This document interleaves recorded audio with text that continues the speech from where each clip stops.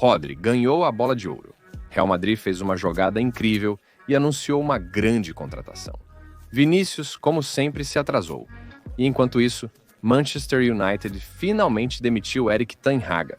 E já se sabe quem vai assumir o comando holandês. Falamos sobre isso e muito mais hoje. Amigos, isso é Dose de Futebol e as 11 notícias mais quentes até agora. O vídeo é grande, por isso precisamos do seu apoio como nunca antes. Deixe seus likes para que saibamos que tudo isso não é em vão. Desejo a vocês um bom apetite e uma boa visualização.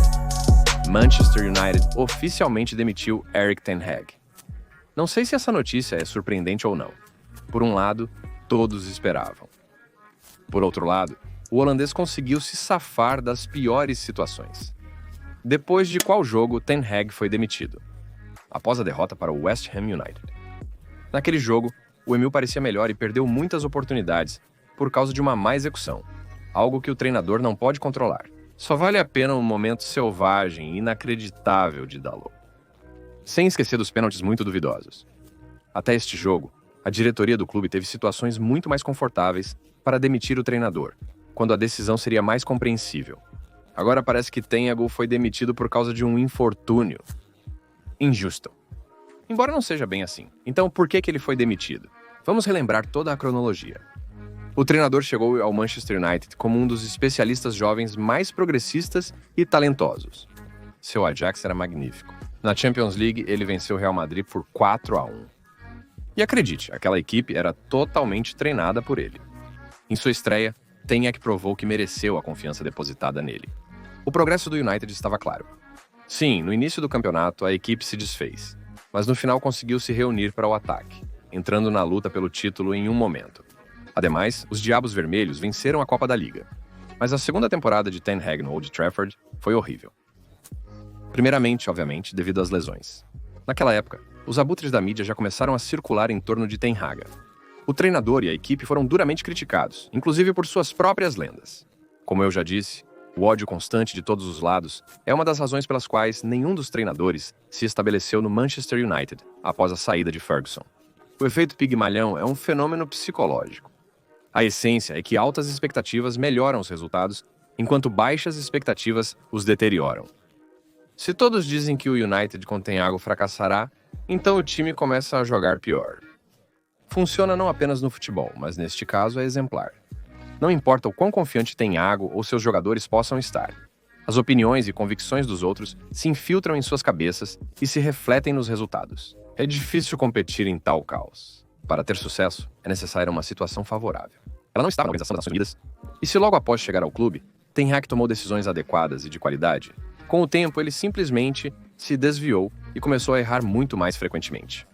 Todos enfrentam críticas, é claro, mas sob tanta pressão como Ten Hag, na Inglaterra ninguém esteve, exceto talvez Maurício Pochettino. Se considerarmos o tempo de Ten Hag, já existem mais exemplos. No mesmo Manchester United, vale a pena lembrar José Mourinho, Ralf Rangnick e os últimos dias de Louis van Gaal. E por que isso? Primeiro, porque o United ainda é o clube inglês mais popular do mundo, e segundo, porque os chefes do Emil não trabalharam para criar uma atmosfera favorável. Com a chegada de Solskjaer ao United, surgiram algumas novas cabeças quentes que aceitam críticas e se defendem pelo treinador, e o próprio clube começou a expressar apoio público ao treinador. Talvez isso salve o próximo treinador da participação de Ten Hag, Rangnick, Solskjaer e Mourinho com Van Gaal. O Manchester United busca um novo técnico após demitir Erik ten Hag. O assistente de Ten Hag, Ruud van Nistelrooy, tornou-se o responsável interino. Mas, aparentemente, os chefes do Red Devils não acreditam que ele esteja pronto para o papel de treinador principal. Falta de experiência. No entanto, parece que o lugar será confiado ao jovem especialista. Há rumores sobre a nomeação de Xavi.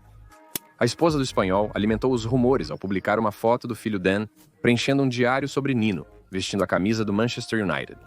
Mas, de acordo com Mann, Julian Nagelsmann, Robin Amarin e Thomas Frank estão competindo pelo cargo. Nagelsmann já expressou interesse, apesar de trabalhar na seleção alemã. O jornalista respeitado Florian Plettenberg escreve que Amarin também deu o seu melhor. Ruben estava se preparando para ingressar no novo clube apenas no próximo verão. Se isso ocorreu, é preciso aproveitar. Segundo Plettenberg, As primeiras negociações entre o treinador do Sporting e o Manchester United ocorreram há algumas semanas atrás. Agora, Amorim é o favorito para os chefes do Manchester. Muito depende do Sporting, e se eles conseguirão fechar um acordo com os lisboetas. Voltando às informações do Man, a publicação afirma que Amorim provavelmente terá a oportunidade de assumir o Manchester City em uma temporada e meia. Recentemente, o diretor esportivo e montanhista virou amigo de Amorim e colega de Hugo Viana. E dizem que Ruben está apenas esperando quando o Sporting permitirá que ele faça as malas. Alguns creem que Amorim segue indeciso. Esperam do novo treinador do United apenas trabalho duro com os jovens.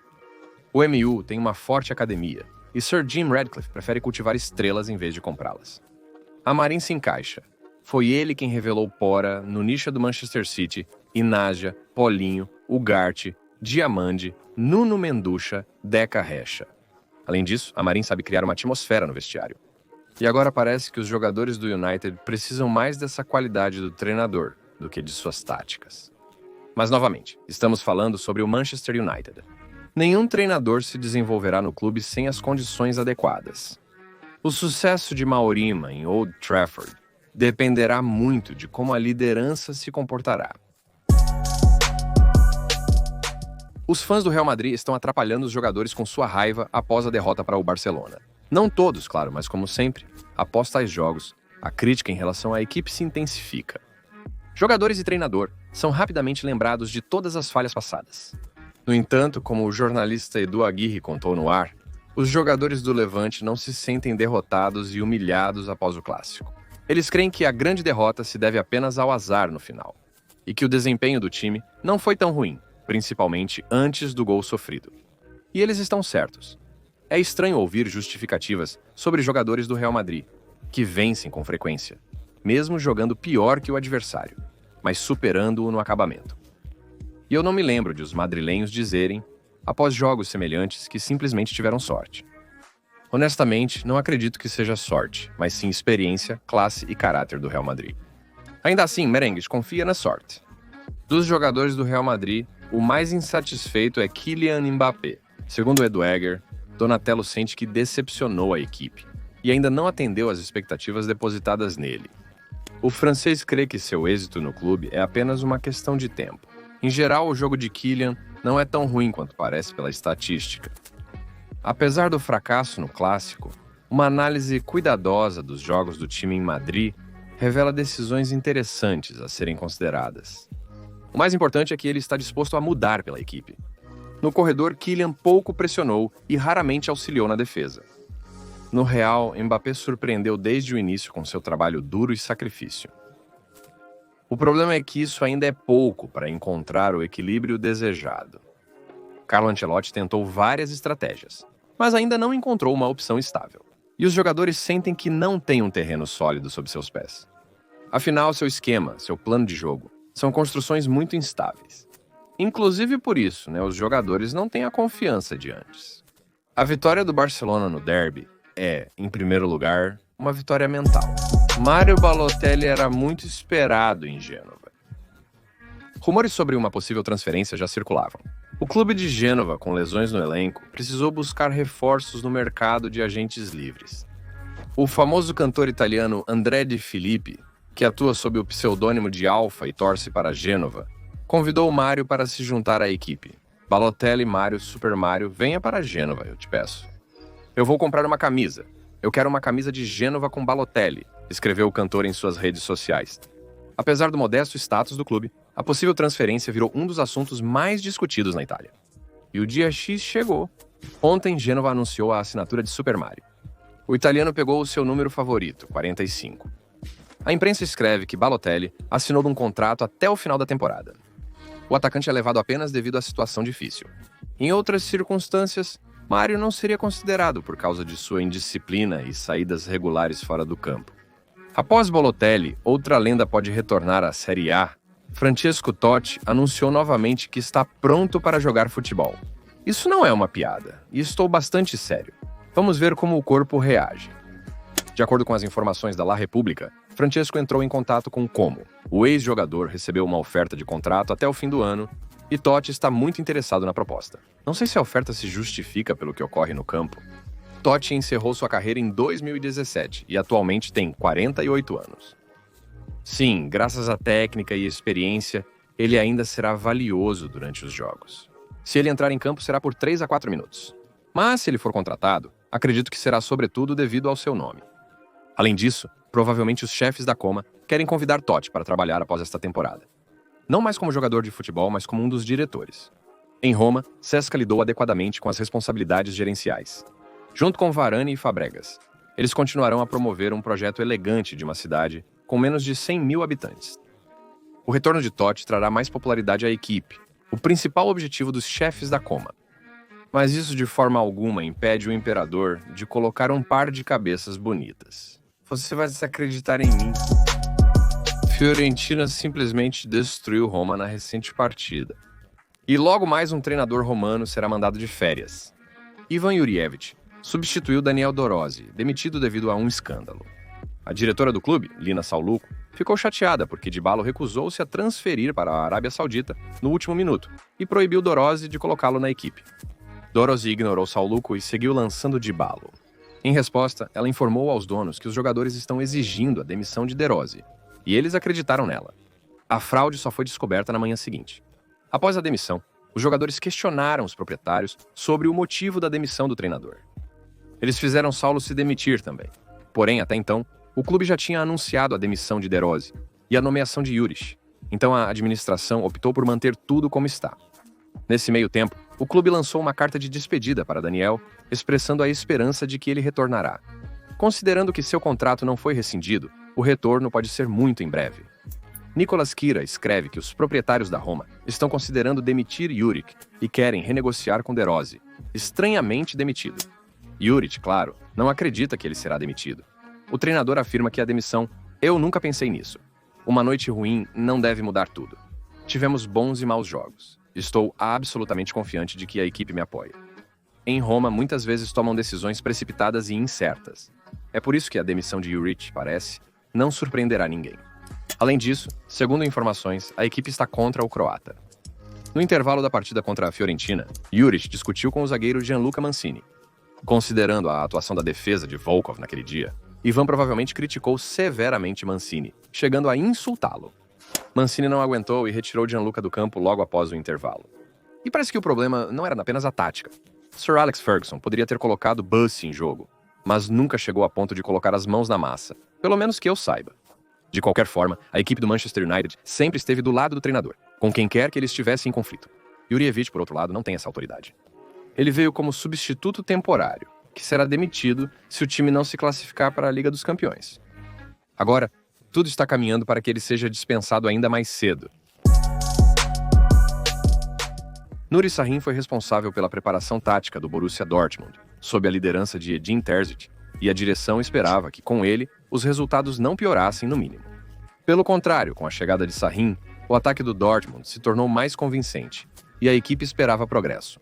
Mas por enquanto tudo parece muito incerto. O clube está apenas em 7º lugar na Bundesliga. Recentemente, o Schmelly não superou o modesto Augsburg. Após um período bem-sucedido no Real Madrid, que cumpriu o plano inicial de Shakina, Nuri fez substituições que arruinaram as chances de vitória na partida. Nuvens se acumulam sobre Shakina. De acordo com o Kicker, o futuro do turco-alemão será determinado pelos resultados dos próximos 4 jogos. Os dirigentes do Baruse têm dúvidas sobre o técnico, mas não costumam trocá-lo durante a temporada. O ex-futebolista alemão Dietmar Hamann declarou que Shakina teve dificuldades em se relacionar com os subordinados. Apesar da resistência de muitos jogadores, Terzic se tornou o técnico de maior sucesso do Baruse nos últimos anos. Agora há um novo treinador na equipe, e tenho a impressão de que alguns jogadores do Baruse já não querem mais trabalhar com ele. Os jogadores ganharam poder demais no clube, mas como funcionários, isso não lhes diz respeito. Parece-me que 1 ou 2 jogadores estão usando a situação para seus próprios interesses. Com Terzic, certamente existiam problemas pontuais. Apenas a situação com Mats Hummels vale a pena. Eles se livraram de Hummels, mesmo após uma temporada extremamente bem-sucedida. Exatamente por isso, eles se livraram de Hummels, mesmo após uma temporada extremamente bem-sucedida. Eles temiam um conflito no vestiário. Mas possivelmente ainda restam alguns problemas na manga. Pessoalmente, acho que Shakina deveria ter um tempo para ver como ela vai lidar com os desafios, tanto em campo quanto fora dele. Apesar da juventude, o Baruse espera que seu time brigue por títulos. Tarefa árdua. A diretoria do Dortmund provavelmente já cogita Erik ten Hag, que foi uma opção para eles na temporada passada, quando se especulava a demissão do holandês do Manchester United. Ten Hag já trabalhou na Alemanha. Ele desenvolve habilmente jogadores jovens. Um especialista adequado. Após o fracasso no United, o Borussia será um sonho para ele. Até a noite de ontem, Vinícius tinha certeza que ganharia a Bola de Ouro. Como escreve o Releva, o brasileiro até reservou um dos restaurantes parisienses para celebrar a vitória com seus entes queridos. Então descobre-se que o título é levado por Rodri. Perdac Vinícius ficou furioso. De acordo com José Papé Perdolia, a nomeação foi feita para que o Real não comparecesse à cerimônia de entrega da Bola de Ouro. Algumas horas antes do voo, o clube cancelou o voo no qual uma delegação de 50 pessoas deveria partir para Paris. Segundo a marca, o Real também se recusou a lançar um programa de 5 horas sobre a Bola de Ouro na TV do clube. A equipe está furiosa com a injustiça incrível. Coupe, Releva e Marca alegam que o clube não é respeitado e perdeu a Bola de Ouro devido às más relações com a União das Federações Europeias de Futebol. Agora, em Madrid, Nagradou é chamado nada menos que a Bola de Ouro da União das Federações Europeias de Futebol.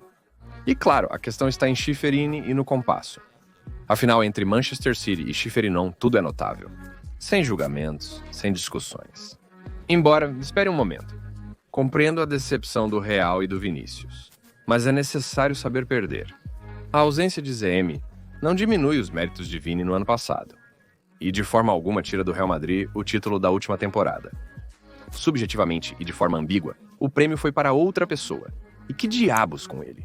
Não é necessário se comportar como em uma creche e organizar esse circo. Ainda mais, quantas vezes os jogadores do Real injustamente receberam esse troféu. E para o magnífico, genial, 1000 vezes melhor Vinícius Rodrigues.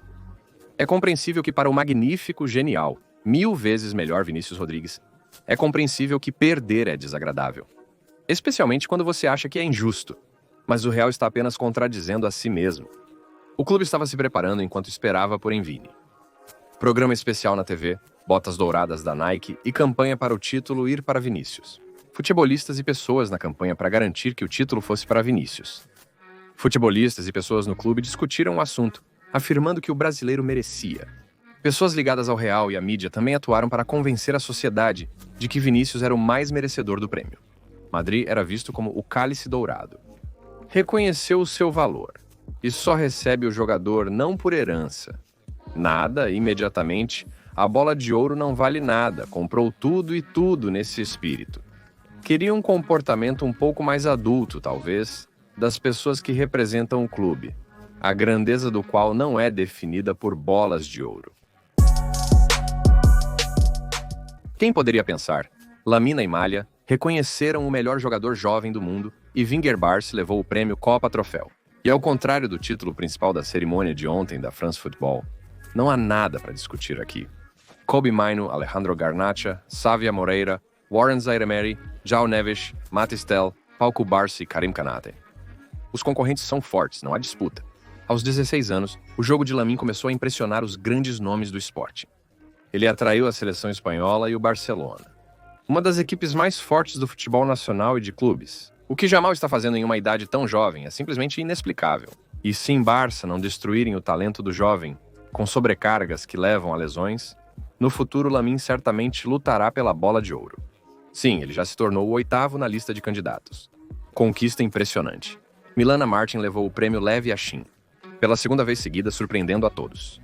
Só vou lembrar que Emi estava sentado no banco do Arsenal. 8 anos. Onde vocês estavam nos últimos 8 anos? Martino está sentado no banco por todo esse tempo. O argentino atuou em apenas 16 jogos pelo Canônico. E então ele saiu do Arsenal. Desde então ele ganhou a Copa do Mundo, a Copa América, foi 2 vezes vencedor do troféu Lev Yashin e a receita para o sucesso é simples. Cesc Fábregas, Samir Nasri, Gael Clichy, Robin Van Persie e muitos outros confirmam. Basta sair do Arsenal e o negócio está no papo. Claro, é uma piada.